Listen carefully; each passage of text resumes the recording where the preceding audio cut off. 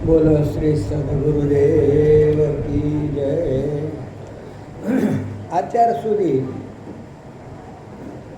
મુક્તિ ઈચ્છે ચેતાત, મુક્તિની ઈચ્છા કરે તે મુક્તિના સ્વરૂપનું વર્ણન કરે.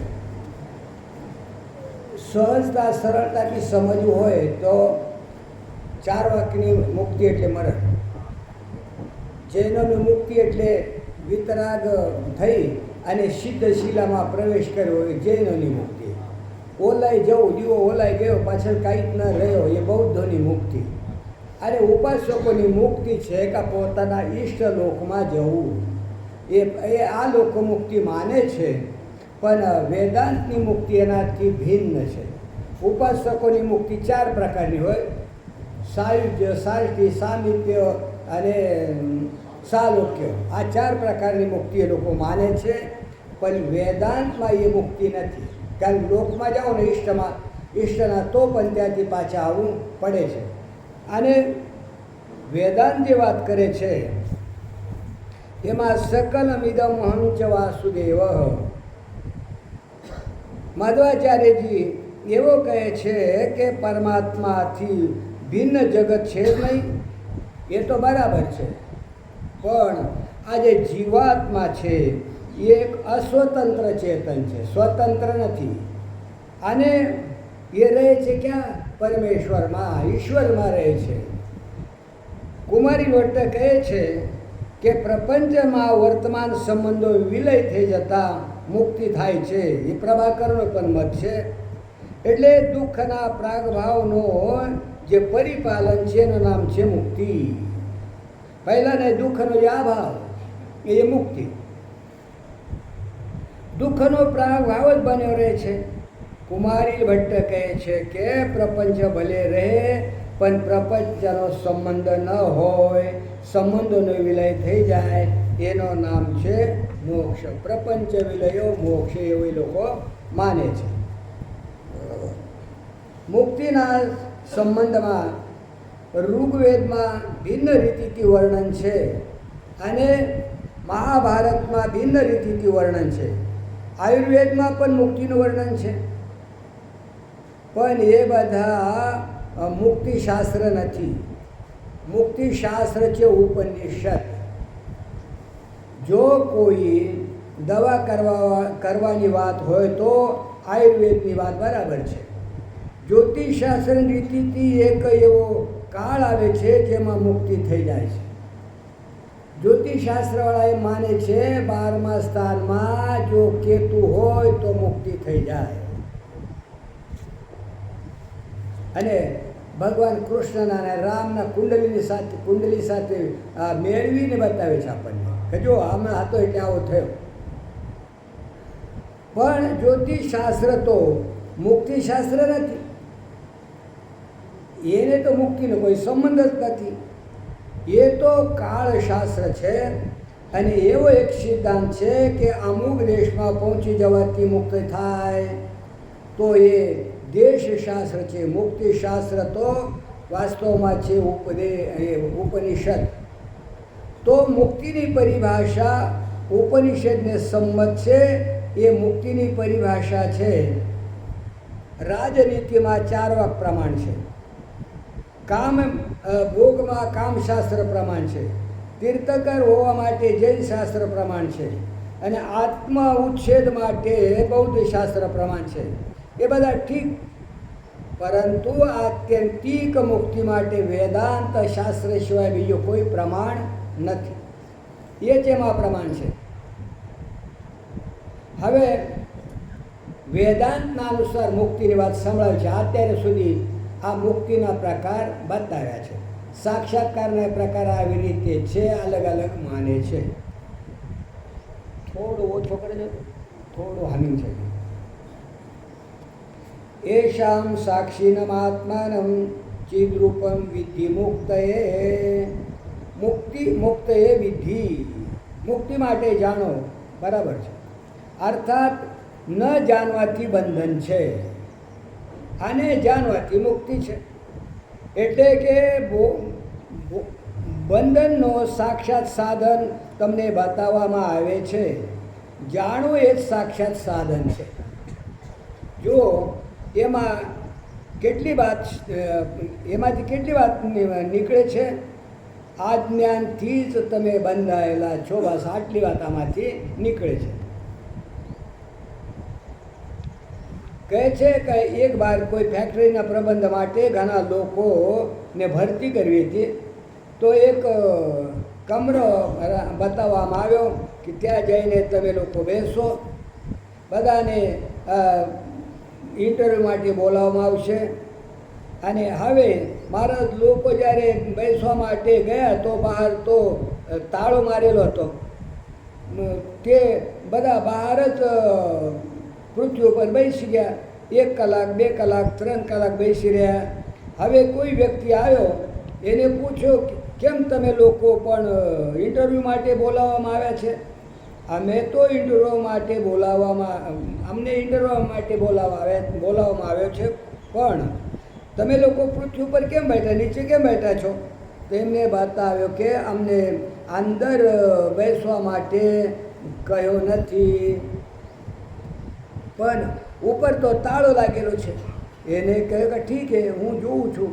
અને જઈને જે જોયું તો તાળા ઉપર હાથ લાગતા જ તાળો સ્પર્શતા તાળો ખુલી ગયો છે. વાસ્તવમાં એ બંધ જ નહોતો.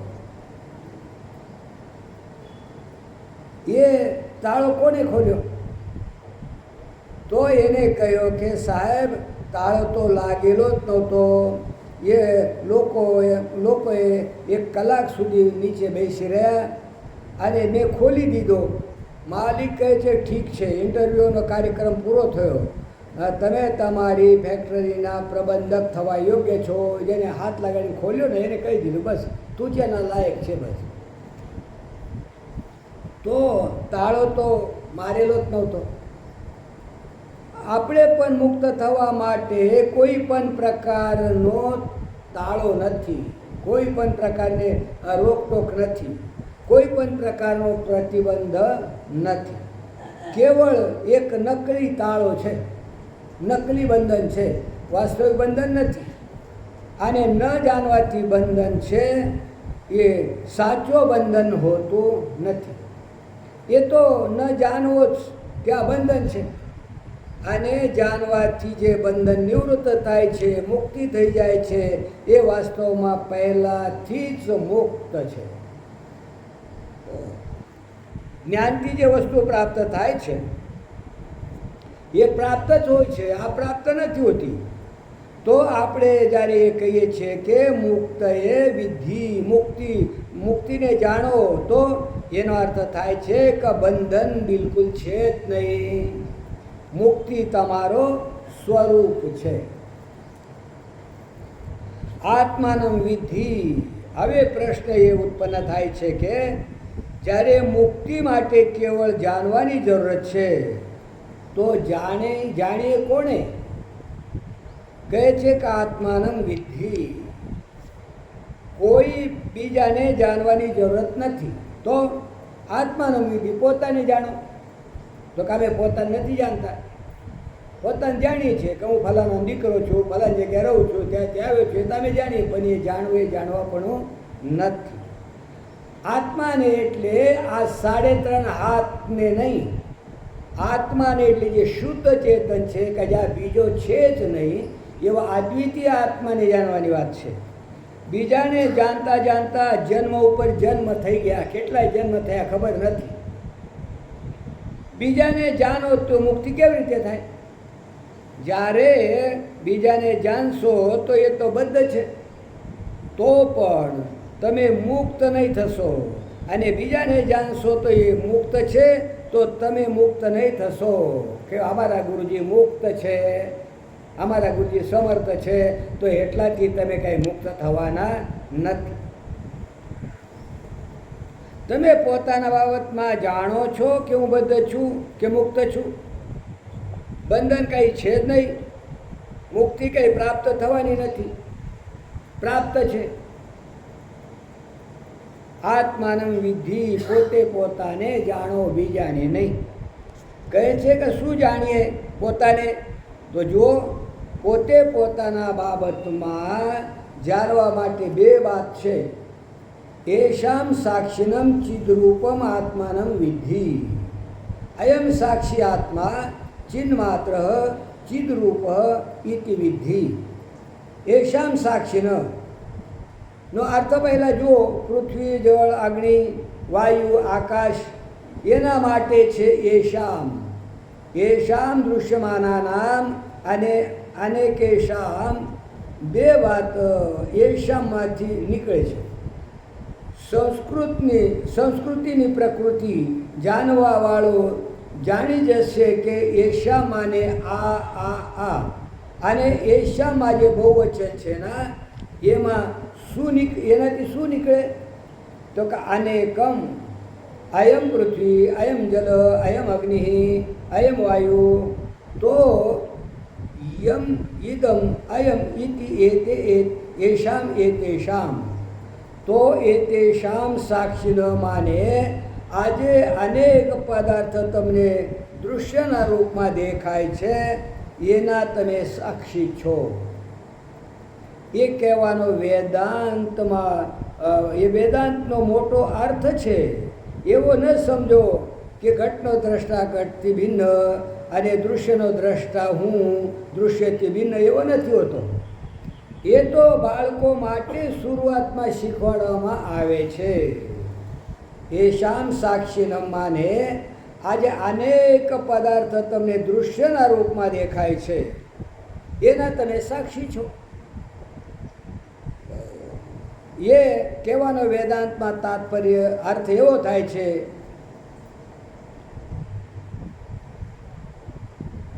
અમારા કાશીના મોટા વૈષ્ણવ વિદ્વાનોએ શાસ્ત્રાર્થમાં એવો કહી દીધો કે યો ગર્દભમ જાનાતી સ ગર્દભમ ન ભવતી. જે ગધેડાને જાણે એ ગધેડો થતો નથી. તો તથૈવ હિ બ્રહ્મ જાનાતી સ બ્રહ્મ ન ભવતી. એવી રીતે જે બ્રહ્મને જાણે છે બ્રહ્મ થતો નથી. વ્યાકરણના વિદ્વાન હતા અને વેદાંતમાં પ્રવેશ કરવા ગયા તો એ બ્રાહ્મણની સભા હતી ને એમાંથી એમનું નામ કટ થઈ ગયું. એટલા માટે બ્રહ્મને જે જાણે છે ને બ્રહ્મ નથી હોતો. તો ભાઈ તમારી બુદ્ધિ તો બહુ સારી છે, પણ શ્રુતિ કહે છે કે બ્રહ્મવેદ બ્રહ્મયો ભવતી. બ્રહ્મને જાણનારો બ્રહ્મ થાય છે. તે તમારો અનુમાન તો શ્રુતિથી વિરુદ્ધ છે. શું? જે બ્રહ્મને જાણે છે બ્રહ્મ થતો નથી એ શ્રુતિને વિરુદ્ધ છે. બ્રહ્મ એવ સન બ્રહ્માપેતી. જે બ્રહ્મ છે તે બ્રહ્મ હોય છે અને જે બ્રહ્મને જાણી લે છે પણ બ્રહ્મ થાય છે. તો તમારી આકલ શ્રુતિનો બાદ કરે છે, શ્રુતિનો ખોટો ઠરાવે છે. શાંડિલ્ય ભક્તિ દર્શનમાં લખેલો છે કે પ્રત્યેક જીવને 3 આંખ હોય છે. એક શબ્દ, એક લિંગ અને એક અક્ષી. શબ્દ નયન, લિંગ નયન અને અક્ષી નયન. અક્ષી નયન માને પ્રત્યક્ષ અને લિંગ નયન માને અનુમાન અને શબ્દ નયન માને શબ્દ પ્રમાણ. તો આજે પરમાત્માનો દર્શન થાય છે એ અક્ષી નયનથી થતો નથી અને લિંગ નયનથી પણ થતો નથી. તો શબ્દ નયનથી પરમાત્માનો દર્શન થાય છે. તમને એ ખબર હોવી જોઈએ કે કેમેરામાં ફોટો જે વસ્તુને ખેંચાય છે કેમેરામાં, તો કેમેરામાં કોઈ ને કોઈ પ્રકારે પહોંચી જાય છે. એટલે કેમેરામાં જે પ્રતિબિંબિત થાય છે એનો જ ફોટો પડે છે અને જે પ્રતિબિંબિત નથી થતો એનો ફોટો આવતો નથી. એટલે કે વસ્તુ અંશની ફોટો નથી ખેંચાતી, પ્રતિબિંબની ફોટો ખેંચવામાં આવે છે. તો આપણા અંતઃકરણમાં બહારની વસ્તુનું જેટલું જ્ઞાન હોય છે, આપણે પોતાને વેદાંતી પ્રક્રિયા સંભળાવી રહ્યા છીએ. તમને બહારની વસ્તુનો કેટલા ભાગનો જ્ઞાન થાય છે? જેટલા ભાગનો તમે પોતાના હૃદયમાં જોઈ રહ્યા છો.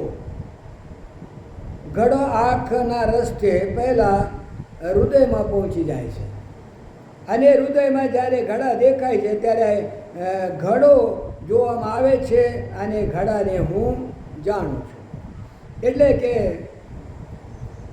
વૃત્તિ વ્યાપ્તિ થાય અને પછી ફળ વ્યાપ્તિ થાય. પહેલાં ઘડાના આકારે વૃત્તિ થાય અને પછી ઘડાનું જ્ઞાન થાય છે. એ જ્ઞાન થાય છે ત્યાં સુધી અંતઃકરણમાં ઘટ પ્રતિબિંબિત નથી હોતો. ત્યાં સુધી ઘટનું જ્ઞાન નથી થતો. ઘટનું પ્રતિબિંબ ન પડે અંતઃકરણમાં તો ઘટ જ્ઞાન ન થાય. અને એ દૃશ્ય પ્રપંચ તમારા અંતઃકરણમાં પ્રતિબિંબિત નથી થતો ત્યાં સુધી આ પ્રપંચનો જ્ઞાન થતો નથી. ભૂતનો, ભવિષ્યનો, વર્તમાનનો, યુરોપનો, અમેરિકાનો, એશિયાનો જેટલો પણ જ્ઞાન તમને હોય છે એ પહેલાં અંતઃકરણમાં આવીને જ્ઞાત થઈ જાય છે. જે વૃત્તિમાં ન આવે એ અજ્ઞાત રહેશે અને એનો નિશ્ચય પણ નહીં થાય. એ અનિર્વચનીય છે. ઠીક છે, આવા દો વૃત્તિમાં. હવે જુઓ, તમારી વૃત્તિમાં આવેલી એક મનુષ્ય સ્ત્રી છે અથવા પુરુષ છે એનાથી આપણો કોઈ મતલબ નથી. તો એક માણસ પોતાના અંતઃકરણમાં આવે ત્યારે એ અંતઃકરણના દ્રષ્ટા તમે છો કે નહીં? બિલકુલ તમે છો. અને એ અંતઃકરણમાં આવેલી વસ્તુને જોવાવાળો કોણ? કે તમે જ. તો જુઓ, બધાના સ્વામી અનંતાનંદજી મહારાજ આપણા અંતઃકરણમાં દેખાય છે. હવે અંતઃકરણમાં દેખાય છે તો અનંતાનંદજી છે એનો આત્મા અને અંતઃકરણને જોવાળો હું, આ એ બંને એક જ છે કે નહીં? એ અંતઃકરણની વૃત્તિમાં જે અનંતાનંદજી એની આત્મા અને મારો આત્મા એક છે કે નહીં? એવો જે પ્રતીત થાય છે એ પ્રાતિભાષિક છે, પ્રતીતિ છે, એ ભ્રમ છે. જે અંતઃકરણો દ્રષ્ટા છે તે અંતઃકરણ વૃત્તિમાં આરૂઢ પદાર્થોનો પણ દ્રષ્ટા છે. જેવી રીતે આંખ બંધ કરીને તમે પોતાના અંતઃકરણમાં પૃથ્વીને જુઓ છો, એ પૃથ્વી અને તમારો અંતઃકરણ એક છે અને બંનેનો દ્રષ્ટા એક છે. હવે એ કહો કે બહાર પૃથ્વી ન હોય તો અંતઃકરણમાં દેખાતી ક્યાંથી દેખાય? અરે અંતઃકરણમાં જો દેખાતી ન હોત તો બહાર ક્યાંથી દેખાય? તો પહેલાં બહાર અને પહેલાં ભીતર એ પ્રશ્ન છે. પહેલાં બહાર કે પહેલાં અંદર?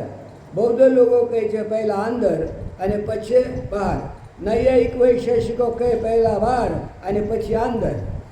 પણ વેદાંતી કહે છે એ બહાર અને અંદર બંને તમારા અંતઃકરણની એક વૃત્તિ માત્ર છે. એટલા માટે એ અંદર બહાર, પહેલાં પછી સ્થૂળ સૂક્ષ્મ સમગ્ર વૃત્તિઓનો સાક્ષી એક છે. આ એ સાક્ષી પોતાનો આત્મા છે. આ બધાને પ્રકાશિત કરનારો છે. આટલી વાત જો અહીં સમજાઈ જાય એ વગર વેદાંત વગર સમજમાં ના આવે. એ વેદાંત જ સમજાવી શકે.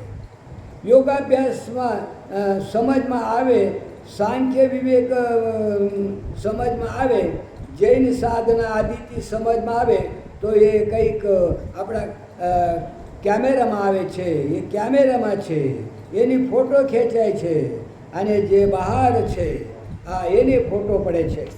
અને અનાદિકાળથી જ્ઞાતા અને જ્ઞેયનો પ્રમાતાને પ્રમેયનો વ્યવહાર ચાલે છે.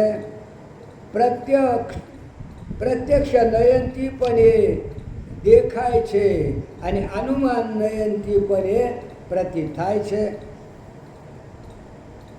હવે સાક્ષી એટલે શું એ જુઓ. સાક્ષી શબ્દ વૈયાકરણ દ્વારા એક સુનિશ્ચિત સંજ્ઞા છે. સંજ્ઞા એટલે નામ.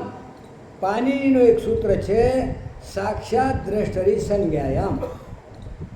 દ્રષ્ટાને સાક્ષી કહે છે.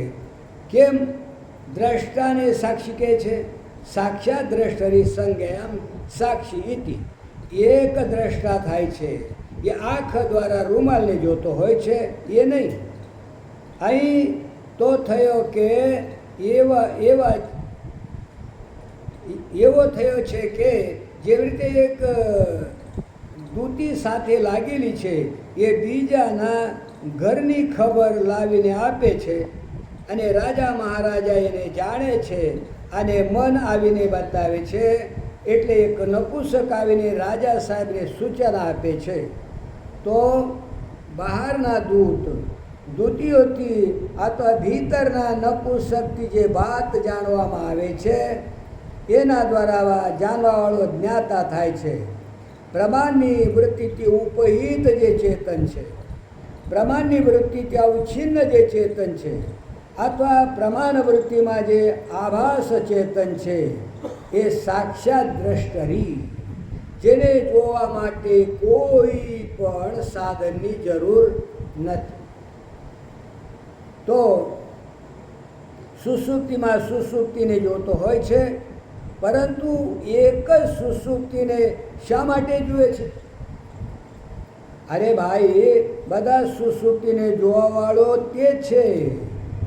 પોતાની અદ્ભુત વ્યાપકતાને, પોતાની પૂર્ણતાને, પોતાને દેશાવચ્છિન્નતાને, કાલાવચ્છિન્નતાને પોતે જાણે છે કે નહીં? એનાથી અવિદ્યાની નિવૃત્તિ થાય અને અવિદ્યાની વૃત્તિ સાથે રહેવાને કારણે એ સર્વ સુષુપ્તિઓનો સાક્ષી હોવાથી પણ પોતાને કેવળ એક અંતકરમાં રહેવાળી સુષુપ્તિનો સાક્ષી બને છે. તો અયમ સાક્ષી આત્મા, આ જે સાક્ષી આત્મા છે એને પોતાના અનુભવથી, પોતાની યુક્તિથી પોતાને લખાવી શકે છે, લક્ષિત કરાવી શકે છે કે આ આત્મા સાક્ષી છે. સાક્ષાત દ્રષ્ટરી સંજ્ઞાયામ સાક્ષાત પશ્યતિ કદાચિત પરોક્ષમ ન ભવતી દૃશ્યમ ન ભવતી કારણ સ અપેક્ષમ ન ભવતી.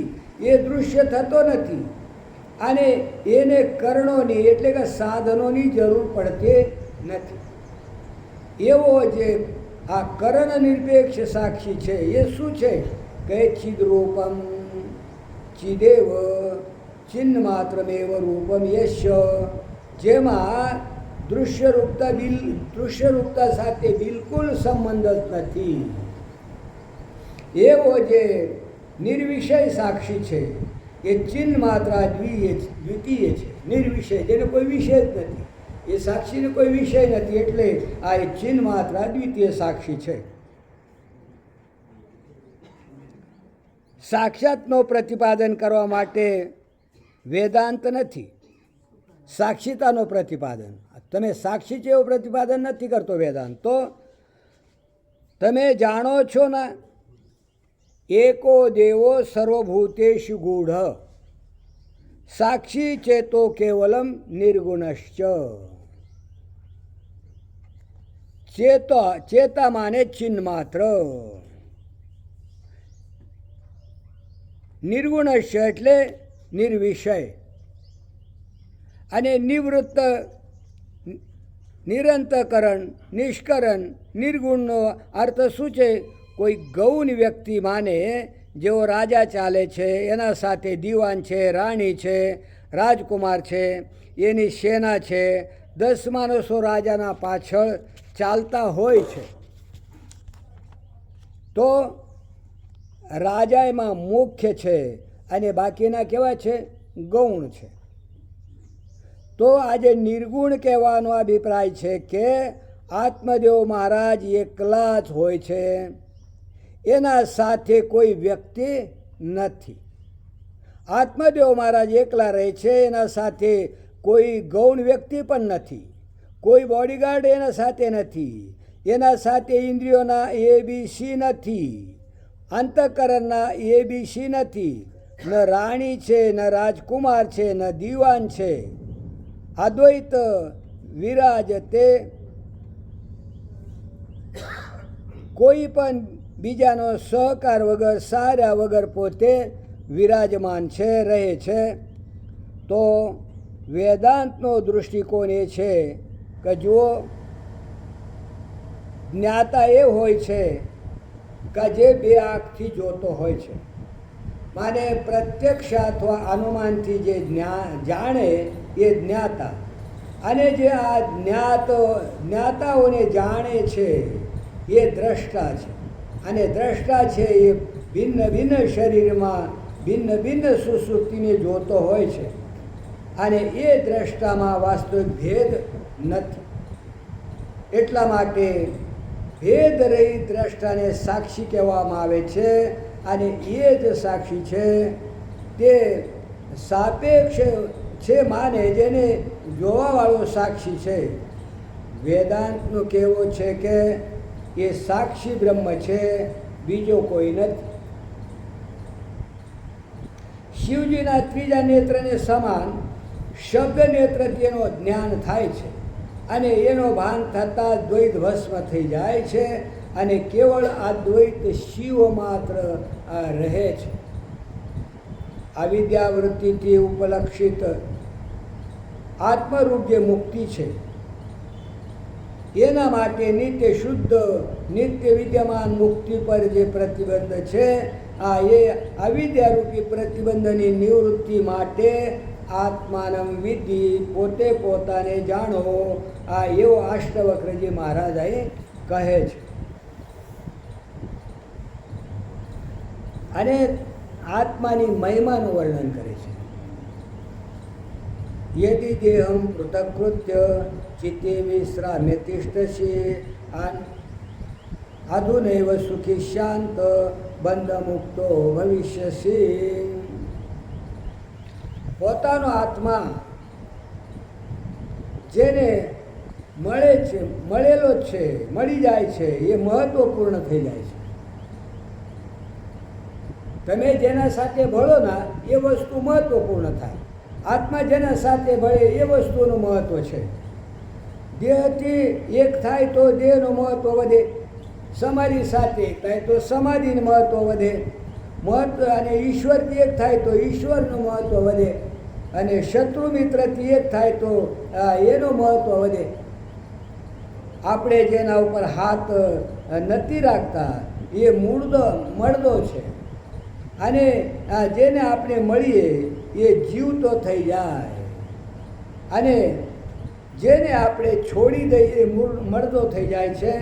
અને આપણે અદ્વિતીય સ્વરૂપને જાણી જઈએ, આજ્ઞા નિવૃત્ત થઈ જાય તો મારા સિવાય કોઈ જીવતો નથી, ન કોઈ મળદો નથી, બસ પોતે જ રહેશે. ન જીવતો ન મરેલો કોઈ ન રહે, તમે માત્ર રહો છો, એટલે જીવતો નથી, મરેલો નથી.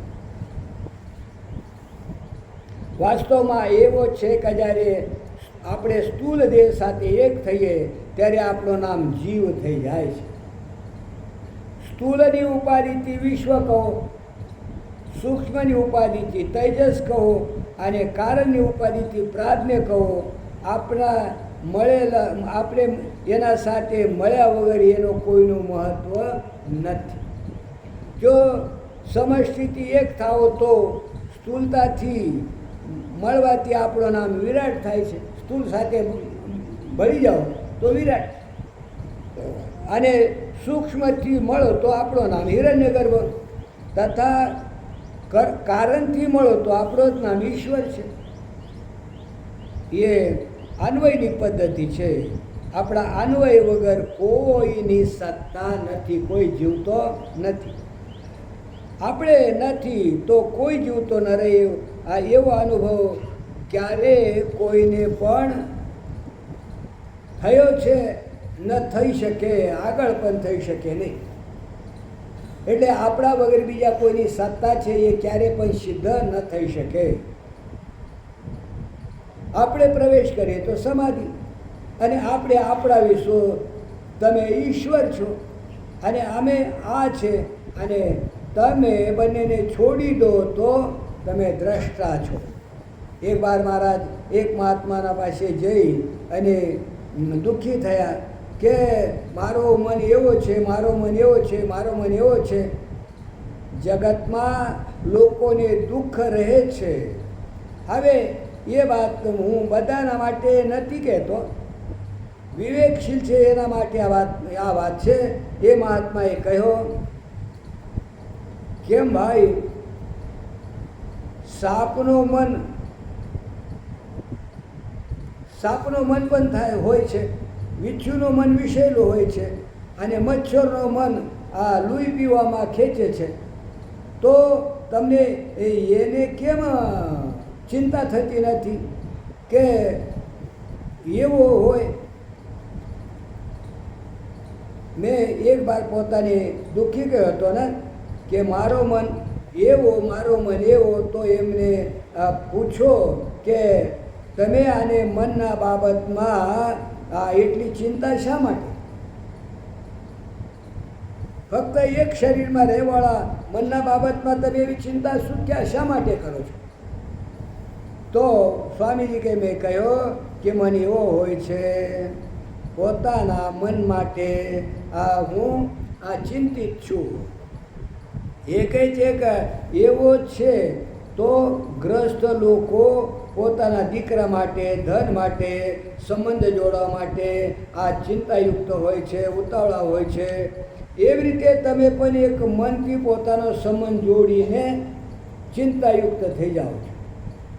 તમે સંપૂર્ણ દુનિયાના લોકોના મન માટે, હત્યારાના મન માટે, વ્યભિચારીના મન માટે, બેઈમાનના મન માટે ચિંતા કેમ નથી કરતા? મહારાજ, એના મનને હું મારું મન સમજતો નથી. તો કહે છે કે તમે આ મનને પણ પોતાનો ન સમજો, એને નથી સમજતા પોતાનો, તો આ એક છે ને ભેગા મૂકી દો. બાપુજી કહેતા ને, કાં તો બધા મન હરકા કરો થાય. એ ઘરમાં 10-12 બાળકો હોય, એક રોતો બંધ કરતો, બીજો ચાલી જાય, બીજો બંધ કરતો, ત્રીજો ચાલતો હોય, બંધ રહે. કોઈ મન એક સાથે સ્થિર થાય બધા ના? તો શું છે કે આને એના ભેગા મૂકી દો ને. કાં તો છૂટા છેડા લો ને કાં તો કાતર મૂકો, બે કરો. તો મન સાથે આપણો વાસ્તે કંઈ સંબંધ નથી. હવે જો ભાઈ વેદાંતની વાત સાંભળ્યું હોય તો ઘાસ કાપનારની પણ થોડી વાત તમારે સાંભળવી પડશે. ભગવદ્ ગીતાનું કેવું છે, યથા પ્રકાશે તે કહ કૃષ્ણમ લોકમિમમ રવિ ક્ષેત્રમ ક્ષેત્રી તથા કૃષ્ણ પ્રકાશેતિ ભારત. જેવી રીતે એક સૂર્ય સમગ્ર લોકોને પ્રકાશિત કરે છે, એવી રીતે એક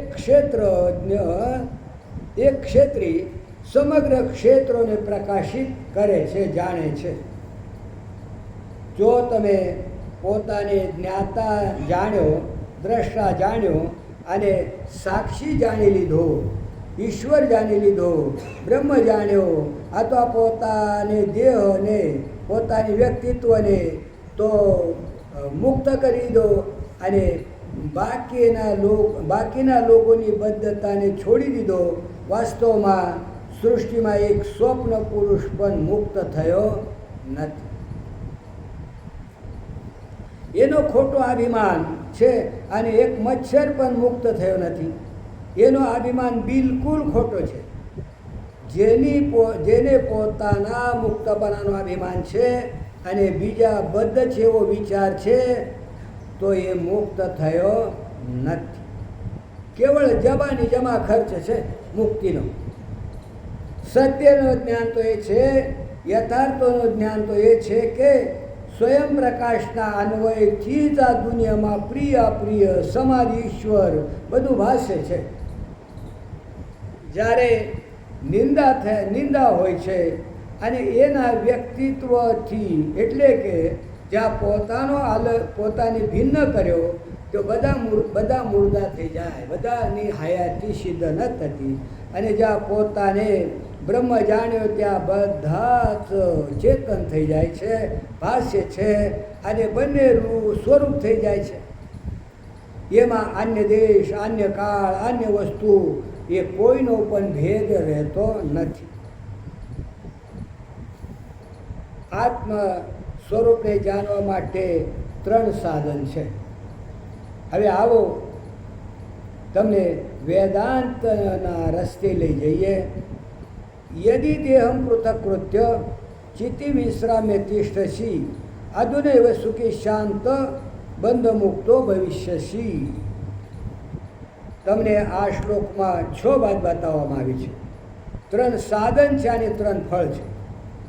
એની ગણતરી હોય છે, નહીં તો તમે શ્લોક ખાલી વાંચી જાઓ. એ શ્લોક નથી, શોક થઈ જશે. શ્લોક શોકસ્યમાગત, શ્લોક શોક બની જશે, શ્લોક લોક બની જશે, શ્લોક શલાકા બની જશે. શલાકા એટલે કઈ જેલખાનું. તો પહેલાં શ્લોકનો સાધારણ રૂપે અર્થ જુઓ.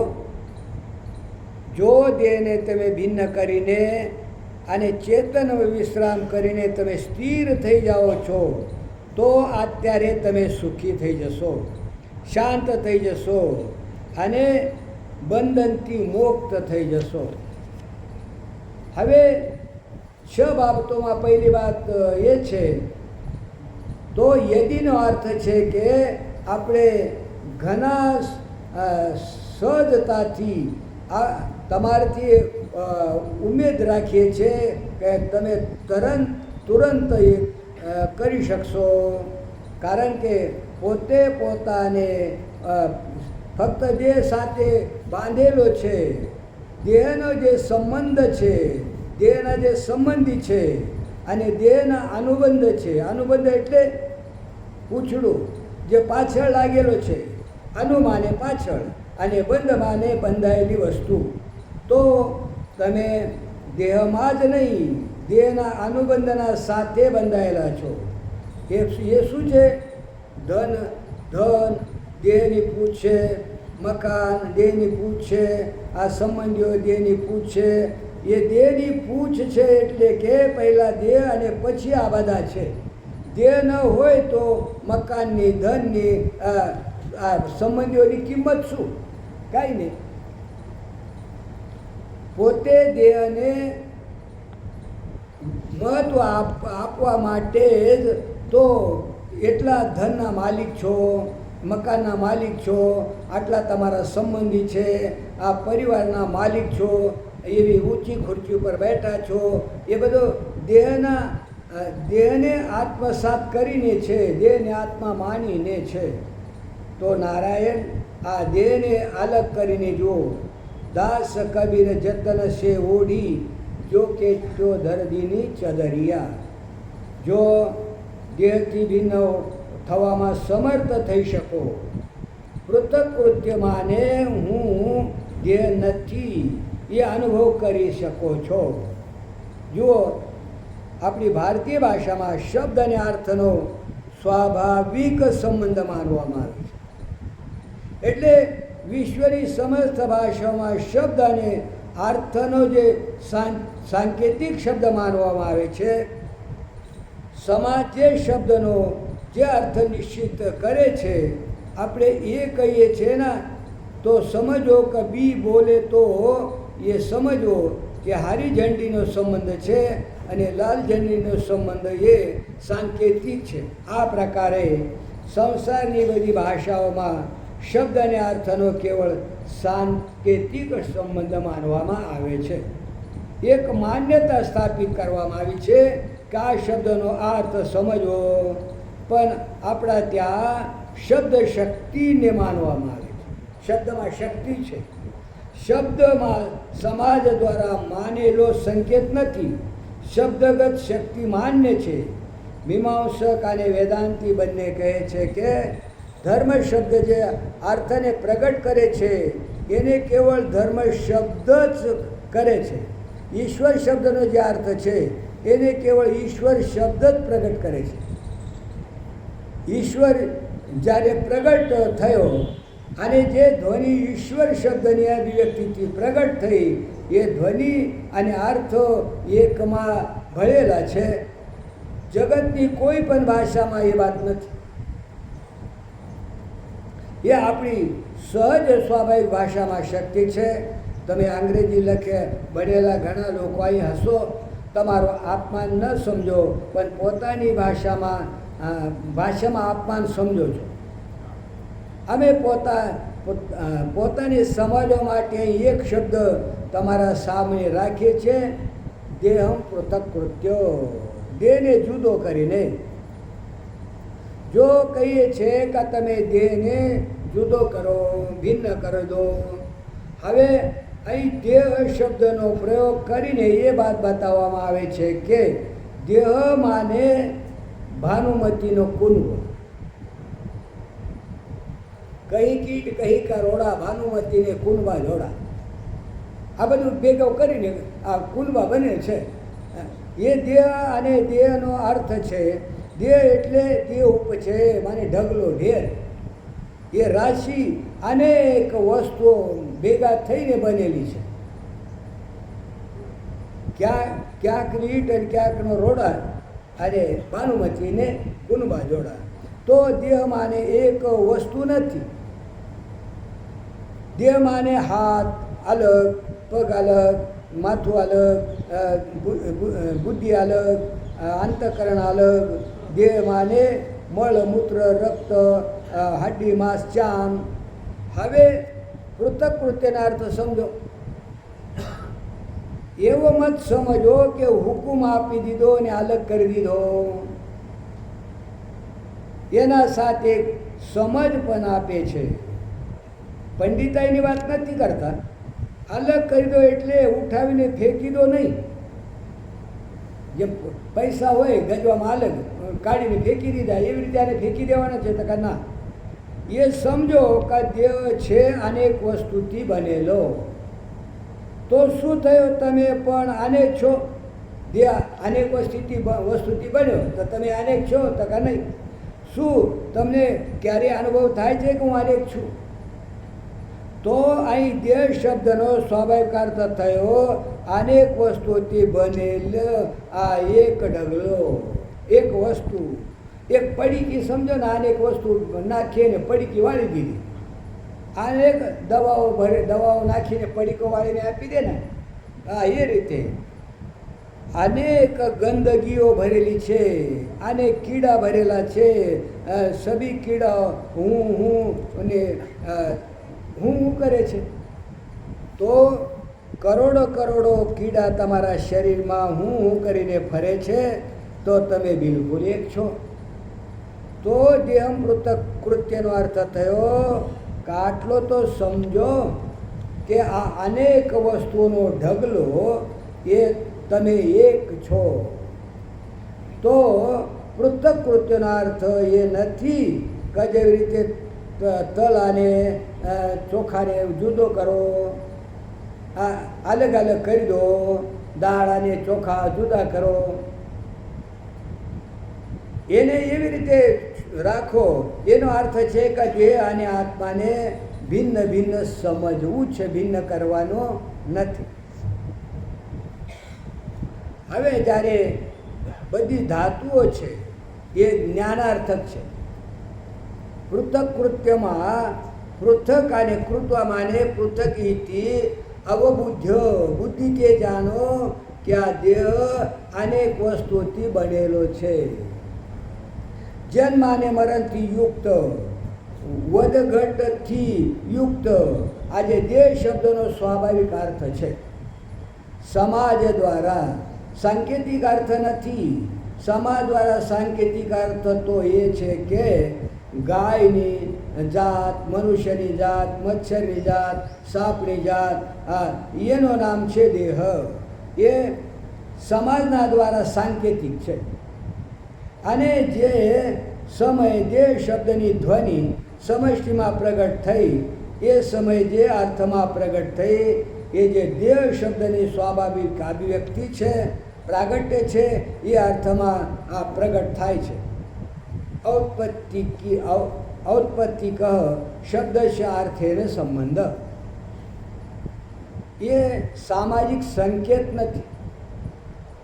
એ યોગની ઉત્કૃષ્ટતમ ભૂમિમાં રહીને જે ધ્વનિનો અનુભવ થાય છે, જ્યાં વેદ મંત્ર સંભળાય છે, જ્યાં મહાત્મા લોકો વૈદિક મંત્રના દ્રષ્ટા થાય છે, ત્યાં જ્યારે પ્રાકૃત દેહ શબ્દનો, ઈશ્વરી દેહ શબ્દનો સંબળ માત્ર જ્યારે દેહ શબ્દનું ઉચ્ચારણ થાય છે, ત્યાં એનો અર્થ થાય છે અનેકતાનો ઢગલો. આત્મા એનાથી ભિન્ન છે. તો તમે પોતાના હુંને દેહમાં રાખ્યો છે, દેહ સાથે જોડી દીધો છે, અને બુદ્ધિ વિવેક દ્વારા દેહમાંથી હુંને ઉઠાવી લે છે. આ એ વાત કહેવામાં આવી છે. દેહથી, વિવેકથી આ આત્મા અને અનાત્માને જુદા કરવામાં આવે છે. બીજી વાત શું છે? વિશ્રામ્ય. એ વિશ્રામ દેહથી ભિન્ન થઈને એ બીજી ભૂમિકા છે. એમાં જો તમે આંખ બંધ કરીને પોતાને દેહથી ભિન્ન થવાની ભાવના કરશો, અથવા દેહથી અલગ માનીને દેહથી અલગ સાંભળીને બેસશો, તો વિવેકપૂર્વક ન હોવાને કારણે જ્યારે વિશ્રામ તમારો તૂટશે ત્યારે સીતારામ દેહ સાથે તમે એક થઈ જશો. તો વિશ્રામ્ય એ વિવેકપૂર્વક છે.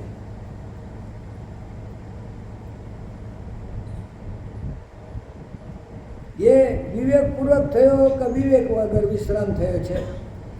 એ છે વજ્ર. તમને સમજી બુજીને દેહને આત્માથી અલગ કરીને વિશ્રામ કર્યો છે, કે સમજ્યા વગર કોઈએ દેહને માની લીધો છે, યા ભાવના કરી લીધી છે, અથવા વિચારી લીધો છે કે હું ભિન્ન છું? એવો નથી. વિવેક કરીને અલગ થવું પડશે, વિવેક કરીને જુદો થવું પડશે. વિશ્રામ એટલે શું?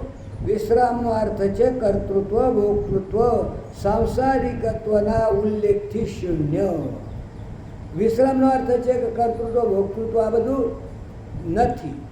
હું કોઈ કર્મનો કરતા પહેલાં રહ્યો છું, હવે આ સમયે હું આને આગળ રહીશ. જો તમે બેસીને એ વિચારતા હો તો આગળ મોટા મોટા કામ કર્યા છે, તો એવી યુનિવર્સિટી બનાવી છે, એવો દવાખાનો બનાવ્યો છે, આ એવો હોસ્પિટલ બનાવે છે, તો એવો વ્યાપાર કરે છે, તો કંઈક કરવા માટે એને ભૂલીને સ્વસ્વરૂપમાં બેસી ગયા અને ફરી ઉઠ્યા તો પછી ત્યાં એ જ કરો. એક ગરીબ બેચારો મૃત્યુ ઉપર ઊંઘી ગયો. ઊંઘમાં એને જોયો કે હું સ્વર્ગમાં છું, અને જ્યારે ઉઠ્યો તો ફરી આ પૃથ્વી ઉપર જ હતા. આપણે સ્વપ્ન આવે અને આપણે ક્યાંય હોઈએ, પછી જ્યારે જાગી જાય તો ક્યાં હોય? પલંગમાં જ, ક્યાંય ગયા હોતા નથી. આ એ તો 1000 પ્રકારના અભિમાન કરીને પોતાના જીવન ધારણ કર્યા છે. એનો તમે થોડા સમય માટે ભૂલી જાઓ તો પણ ઉઠ્યા પછી ફરી એ જોડાઈ જશે. એ તો એવો થયો ના કે જેને જેવી રીતે સ્વિચ દબાવી દીધો અને લાઈટ થઈ ગઈ, અને કાં તો સ્વિચ બંધ કરી દીધો, લાઈટ બંધ થઈ જાય છે. જ્યારે ફરી સ્વિચ દબાવો તો ફરી પ્રકાશ થાય છે. તો એ વિશ્રામ છે એ વિવેકપૂર્વક છે કે કેવળ તાત્કાલિક અભ્યાસ છે, તાત્કાલિક સાધના, તાત્કાલિક ભાવના, તાત્કાલિક માન્યતાનો રૂપ છે આ બધું. એક મોટા શેઠ આવી ગયા અને સ્વામીજીને વખાણ કરતા હતા. તમે તો બહુ ભણેલા ગણેલા અને પડેલા લોકો સાથે તમારો સંબંધ છે. તો સ્વામીજી કહે કે શું થયું? ત્યારે તમે લોકો જેટલો ભણેલા છો, મારા પાસે એક એવી વિદ્યા છે જે તમારા ભણેલા લખેલા લોકો પાસે નથી. એ મારી પોતાની વિદ્યા છે. તમે પોતાના ભણેલા લખેલાનો અભિમાન ન કરો. અમારા પાસે એક એવી વિદ્યા છે, એવી ભણવા લખવાની વિદ્યા કરોડપતિ હોવાથી પણ પ્રાપ્ત થતી નથી. એ બોલે એવો છે મહારાજ. મેં કહ્યું હા, એવો છે. તમે સમજો છો કે બનેલા ગણેલા માણસથી સંબંધ થવાથી અમે ધન્ય ધન્ય થઈ ગયા. તો બનેલા ગણેલા જ્યાંથી નીકળે છે ત્યાં તો અમે બેઠા છે. ત્યાંથી શબ્દનો ઉદય થાય છે, ત્યાંથી વિદ્યાનો ઉદય થાય છે. વિદ્યા જેનો વિવર્ત છે, વૃત્તિ જેનો વિવર્ત છે, વ્યવહાર જેનો વિવર્ત છે, એ અખંડ સ્વરૂપમાં અમે સ્થિત છીએ.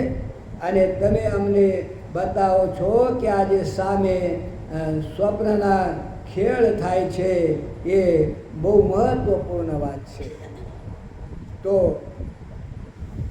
વિશ્રામનો અર્થ થાય છે કોઈ એક તો પહેલાંથી કર્મ મારે કરેલા છે એ અભિમાન ન રહે, અને આ સમયે કોઈ કર્મ ન રહે અને આગળ પણ કોઈ કર્મ નહીં કરીશ એ સંકલ્પ ન હોય. ભૂત અને ભવિષ્યના કર્મોના સાથે આપણો કોઈ સંબંધ ન હોય, અને આ સમયે તો કર્મ કરવાનો કરવાવાળા શરીર સાથે સંબંધ ન હોય. અને પહેલાં મળેલા જે સુખ દુઃખ નથી, આગળ મળનારા સુખ દુઃખ નથી, અને વર્તમાન સુખ દુઃખ સાથે મારો કોઈ સંબંધ નથી. અને હકીકતમાં અત્યારે તો આપણા સાથે કોઈ સુખ દુઃખ નથી. શું દુઃખ છે? કવાય બેઠા છે. વર્તમાનમાં કોઈ સુખ નથી. વર્તમાન કેટલું? એક સેકન્ડ તો ક્યાં દુઃખ છે? દુઃખ સ્પર્શ ન કરી શકે. પહેલાં આપણે સ્વર્ગ નરકમાં ક્યારેય ગયા નથી, આગળ પણ નહીં જાય, અને આ સમયે પણ દેવ રૂપ સ્વર્ગ નરકમાં અમે બેઠા નથી. તો કર્તૃત્વ વક્તૃત્વ વાસના લોક પરલોક આદિના સંબંધથી શૂન્ય, અને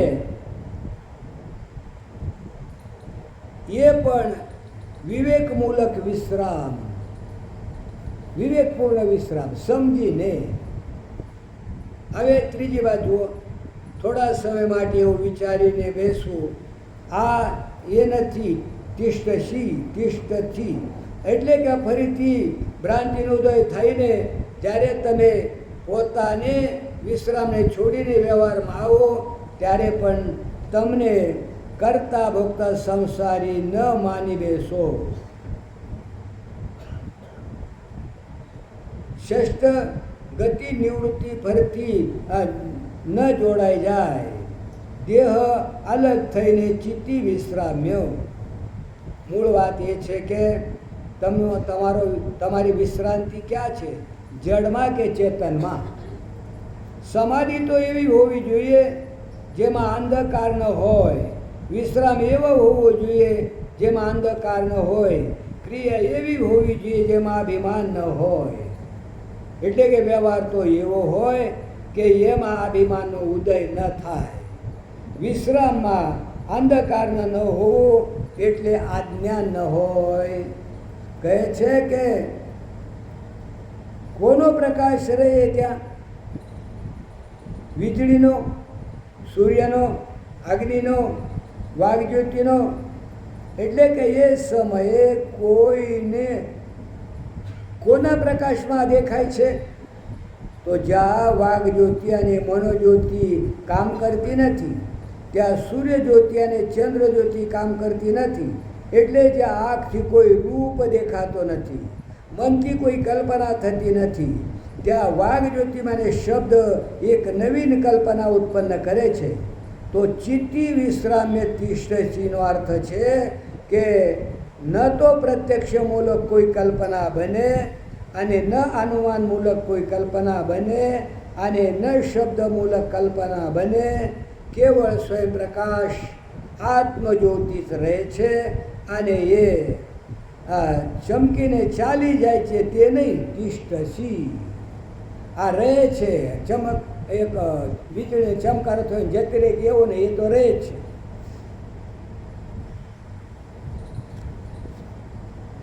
જો 3 વાત સંભળાવી. એક ચિહ્ન માત્રનો જે વિશ્રામ છે તે એ સન માત્રના વિશ્રામથી વિલક્ષણ છે. જો એક તો વ્યવહારમાં પુસ્તક છે, તમે છો અને હું છું, તો વ્યવહારમાં તમે જાણો છો કે છેથી સારું છે, અને હોયથી હું સારો છું. ઉત્તમ પુરુષ હું ને એ કહે છે, હું ને બોલે છે અને ઉત્તમ પુરુષ કહે છે, અને તમે એ જાણો છો કે પૈસા મારો અને કોનો એની ખબર નથી, અને મારો છે તો એ સારો છે, પણ મારા જ પૈસા છે કે નહીં. બંનેમાં ઉત્તમ વસ્તુ ત્યાં આત્મપ્રકાશ, જે પૈસા આત્મપ્રકાશ જ પૈસા બને છે. હવે વ્યવહારની 3 વાતોને 3 વસ્તુને છોડો. સમાધિમાં છે અને ઈશ્વરમાં છે, એટલે કે પદથી ઉપલક્ષિત સમાધિ. પરંતુ સાક્ષી ચૈતન્ય જો એ સમાધિને પ્રકાશિત ન કરે તો એ સમાધિ નથી, એ તો જડતા છે. જેમાં આત્મ ચૈતન્યનો અન્વય ન હોય અને તે ઈશ્વર હોય તો કયા કામનો? જો હું એની શરણમાં ન હોઉં અને એને જો મારો ન માનો તો હું એનો થઈ ન જાય, અને ઈશ્વર અને સમાધિ વગર પણ હું પતિ ઉપલક્ષિત ચિહ્ન માત્ર વસ્તુ આત્મતત્વ તે છે. અને તમે તે અને આ એ બંનેથી વિલક્ષણ છો. એ સ્વયં પ્રકાશમાન, બીજાના સંસર્ગથી બિલકુલ રહી તિષ્ઠશી. જરા રહેવા દો, ટકવા દો. તો એ 3જી વાત. તિષ્ઠથી જરા ટકવા દો તો 3 સાધનોના 3 ફળ પ્રાપ્ત થાય છે. પણ એ 3 સાધનોના 3 ફળ આપણે આવતીકાલે સવારે જોઈશું. બોલો શ્રી સદગુરુદેવ કી જય. ઓમ પૂર્ણમદ પૂર્ણમિદમ પૂર્ણાત પૂર્ણમુદચ્યતે પૂર્ણસ્ય પૂર્ણમાદાય પૂર્ણમેવાવશિષ્યતે. ઓમ શાંતિ શાંતિ શાંતિ. બોલો શ્રી સદગુરુદેવ કી જય.